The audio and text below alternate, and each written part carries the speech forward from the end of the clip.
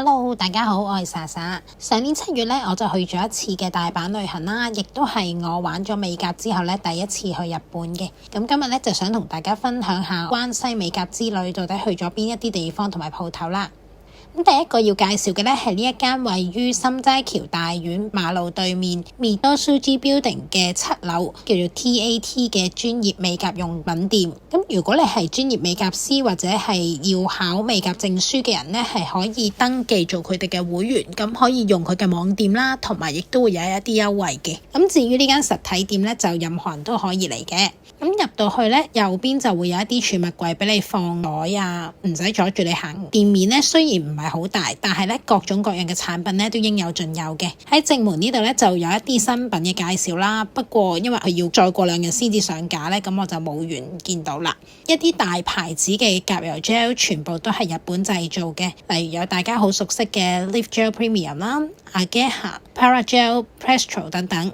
瓶裝膠佢都有啲嘅，不過主要咧都係以一啲罐裝膠為主，大 size 嘅咧你就需要問店員特登去攞啦。咁佢每一個款嘅每一隻色咧都好有心思咁樣塗好晒色板俾你睇，所以完全唔需要擔心有色差嘅問題嘅。咁另外咧旁邊都會有一啲靚靚嘅設計俾你參考下啦，旁邊都會寫上佢所用嘅產品同埋色號嘅。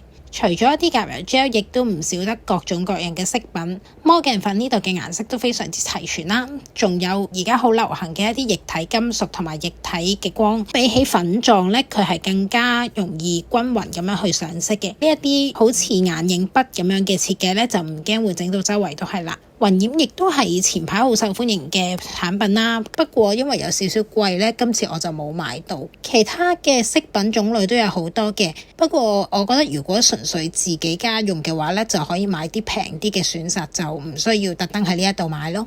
美甲用品佢都有好多唔同嘅大牌子嘅，單係錯條同埋海綿咧都已經有呢度咁多款啦。每個牌子咧都會有唔同嘅粗糙度啦，等你去揀翻適合自己嘅。另外咧呢一啲係練習用嘅一啲手模同埋唔同嘅假甲片。咁如果你真係準備要考專業美甲試嘅話咧，就真係要嚟呢邊買一啲用品啦，一啲嘅調色盤啊、拍攝用具等等，方便你一次過可以搞掂啦。咁我俾完錢走嘅時候望翻轉頭咧，先發現原來門口呢度咧係貼咗好多唔同嘅一啲美甲小技巧。咁佢講得非常之簡淺同埋清晰，佢寫到明話你係可以影相嘅。咁所以嚟嘅朋友咧就記住要停低望多2眼啦。咁第二個要講嘅鋪頭咧就係呢個 Pass Club。呢間其實咧係買一啲手作 DIY 嘅用品嘅，大細嘅嘢都有啦。主要我嚟係要睇門口呢2個架賣一啲美甲用品嘅。咁佢呢度咧賣嘅飾品有好多唔同嘅種類，例如有呢啲貝殼啊、乾花啊、閃片、閃粉啊、圖片等等啦。咁佢比起100 yen 店嗰啲咧係更加精緻、更加靚嘅。都有一啲嘅貼紙啊、魔鏡粉同埋極光粉咧，佢亦都整埋喺唔同底色上面嘅效果俾你參考翻。其他嘅彩繪用品，例如呢啲甲托啊、美甲燈，佢都有嘅。特別想講一講呢，就係佢哋出咗呢個自家品牌嘅甲油 gel， 亦係日本製造嘅一啲平價之選啦。試用過之後呢，我覺得佢相對比較流質啲，適合攞嚟油全隻指甲，就唔係好啱攞嚟畫彩繪用嘅。呢度亦都有一啲清潔啊同埋卸甲用品嘅套裝啦。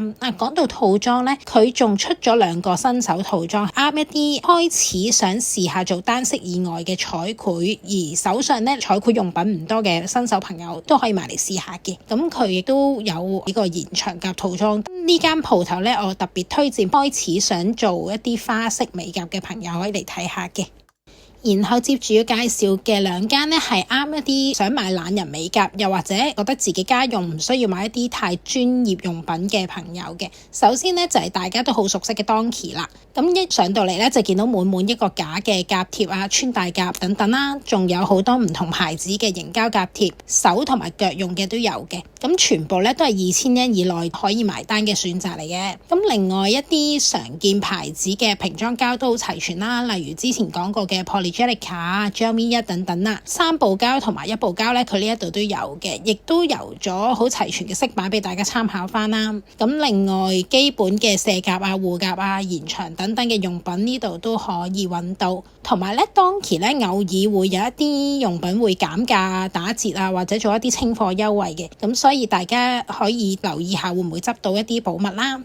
咁而另一個要講嘅咧就係 Plaza 啦，呢間咧其實有少少似 Cosme 咁樣係賣一啲美妝啊精品嘅店鋪嚟嘅。Plaza 就會比 Cosme 嘅美甲產品會多啲，一啲好出名嘅牌子例如 Dashing Diva 啊、Beauty Avenue 啊、Press and Go 等等咧都可以度揾到嘅。而甲油 gel 亦都有頭先提過嘅 Jamie 1啦、Homemade 啊呢啲都好齊色。當然一般嘅指甲油啊同埋護甲油佢都有好多嘅選擇啦。我喺呢度咧見到有一個超迷你嘅 USB 美甲燈，都覺得好得意。不過1980 yen 咧就有少少貴。而呢度咧比 Donkey 優勝嘅一個地方咧就係佢嘅產品展示係擺得更加好嘅，唔似得 Donkey 咁好似一大堆密密麻麻擺埋一齊。尤其佢當季嘅新品咧，佢會有獨立嘅一個展示架同埋簡介啦，咁擺得更加清晰咧，就更加吸引人想買啦。XL 嘅指甲油呢度咧都見到其實好靚，我都好想試嘅。仲有呢度有一啲非常夏天嘅啫喱膠啦，金色同埋極光粉呢啲款咧，我都係第一次見啫。之前有朋友問過我咧，如果啲指甲想休息時候嘅保養點做？我推介嘅咧就係呢個日本品牌嘅 Sugato， 佢係一個有營養成分嘅護甲指甲油。咁唔做美甲嘅日子咧，我就會搽佢。今次咧我都特登入手咗佢新出嘅呢個薰衣草色嘅。講完一啲專業同埋大品牌啦，嚟到日本咧必須要行嘅仲有性價比超高嘅100 yen店。咁喺3間常見嘅100 yen店裏面咧，我最中意就係 Seria 啦。佢入邊嘅美甲同埋其他嘅產品咧，都會相對比較精緻、比較靚嘅。除咗有好好用嘅甲油 gel 之外咧，一啲甲色啊、貼紙啊、甲貼啊、卸甲用品等等咧，個選擇都非常之多。今次我嚟睇嘅目標咧就係呢一堆粉狀嘅飾品啦。頭先提過啦，嗰啲專業鋪頭咧要買成幾百 yen 一盒噶嘛。Seria 咧100 yen 就已經有2個顏色，仲有好多唔同嘅選擇添。咁我就已經全部包晒色之後會逐一去試用啦。貼紙方面咧，我就買咗呢一個百搭嘅字母貼紙款。咁我見到佢有呢一隻打印用嘅甲貼咧，好似好得意咁，但因為我自己冇打印機啦，如果有嘅朋友試用過咧，可以同我分享下你嘅用後感。假甲片除咗常見嘅透明同埋白色之外咧，仲有黑色呢一個選擇，我覺得都好貼心。咁之前大家揾嘅嗰隻黏貼色板咧，呢度都有唔同嘅形狀可以揀。咁美甲用品嚟講咧，我覺得 Seria 就係最多最齊全嘅，大家嚟到日本咧都一定要嚟行一行啦。另外一間必行嘅咧就係 Kendo 啦，佢嘅店鋪咧就冇 Daiso Seria 咁多，你要好認真揾一揾咧先可以揾到嘅。大家一定要嚟睇我之前提過嘅 Paluki Koi 嘅甲油 gel 啦。咁一啲甲油啊同埋彩繪用品佢都有，不過就唔算好多。另外要嚟睇一睇嘅咧就係呢一啲甲貼同埋貼紙，佢係有非常之多嘅選擇嘅。咁甲貼就唔係我杯茶啦，但係貼紙咧我就買咗非常非常多嘅款嘅。最大推嘅咧係呢一隻同橋本實花合作嘅貼紙，佢唔單止個設計特別有質感好靚啦，同埋亦都好纖薄好好用，簡直係一個必買之選嚟嘅。咁都好快速點評埋呢個 Daiso 啦。咁我行咗心齋橋嗰間呢，鋪頭係好大嘅，但係咧美甲產品咧就出奇地係少，甲油 gel 同埋普通指甲油都好少嘅。反而係我第二日喺京都行嘅呢間呢，就多翻啲啦，但係都係一啲喺香港都見到有得賣嘅產品咯。飾品就喺呢邊，不過都唔算好多。咁我比較推嘅就係呢一款水鑽貼紙，咁之後咧會拍片同大家講解下點樣用啦。之前好受歡迎嗰隻香水嘅 hand cream 咧，好似出咗新嘅味道，咁如果中意嘅朋友咧都唔好錯過試下啦。咁最後咧就嚟到呢個 free cons， 咁我主要咧就係嚟入手之前我強烈推介過嘅呢隻 gel 甲貼。咁佢咧亦都另外有好多係唔使照燈嘅嗰一種甲貼嘅，咁比起100 yen 店嗰啲咧，佢嘅設計就更加有質感，更加靚啦。咁另外普通嘅指甲油啊同埋卸甲用品咧都好齊色，呢度有嘅。另外我嗰次冇影到咧，就係佢最近亦都推出咗一啲筆狀嘅甲油 gel， 咁我都託朋友入咗手試用咗咧，我嘅感想係一般般嘅。咁之後我會再拍片同大家詳盡咁分享下啦。